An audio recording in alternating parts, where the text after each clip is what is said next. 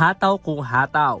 Yan ang ipinakita sa muling pagbabalik stage ng Fusion of All Generation o mas kilala bilang Gen 6 na binubuo ni na Chris, Kio, Jayo at Leo. Sa opening performance pa lang ipinamalas na ng grupo ang kanilang galing sa pagtatangha sa stage kung saan kinanta nila ang kanilang mga awitin katulad na lang ng 5 seconds, Don't Pick Me, LSS, Salarin at 4 na minuto. Ayon sa grupo, masaya sila at na-excite sa muling pagbabalik sa stage kasabay ng kanilang comeback showcase at bagong single. So yun po, unang-una po, masaya po kami kasi finally after a year, nagkaroon na po kami ng comeback song tapos nabigyan pa po kami ng comeback showcase kung saan na-show po namin lahat ng iba naming song, na-perform ulit namin ng like yung buong list po ng song namin, yung discography namin.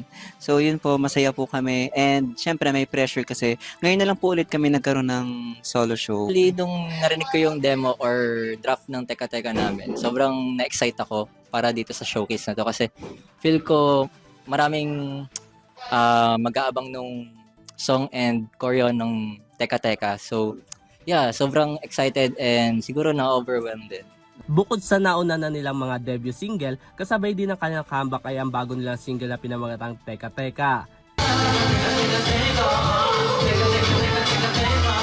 Ang Teka Teka ay ang bagong era para sa grupo kung saan ang concept ng kanta ay may halong sexy at summer vibe. Teka Teka is a new era for us. Siyempre, nag-stick po kami sa mga concepts na medyo vibe na cute for the audience to enjoy. And sa ngayon, sa Teka Teka, we tried the new concept of a sexy or summer concept na ma-atake yung mga audience in a different way. Kabilang din sa mga nag-perform ay mga kapwa nila rising P-pop group katulad na lang ng Project One, NXT, at ang Vivid na matatandaan naglabas at nag-debut din ng kanilang bagong single.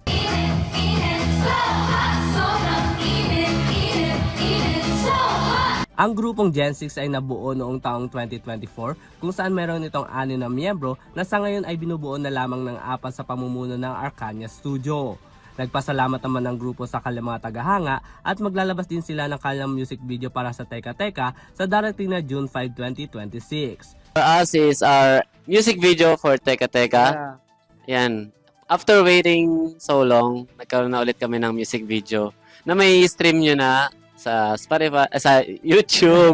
Sa aming mga souls, our stages of our lives. Unang-una po, maraming salamat for still continuing to support us despite having a long comeback release ng bagong kanta. Pero lagi nyo naman kami nakikita sa mga mall shows. So maraming salamat sa pagpunta and pagsuporta still. Samantala, naganap naman ang comeback showcase sa Gen 6 sa Viva Cafe sa Cubao, Quezon City. Para sa Your TV Showbiz Balita, ako si Sam Marto, sumasaludo sa bawat Pilipino.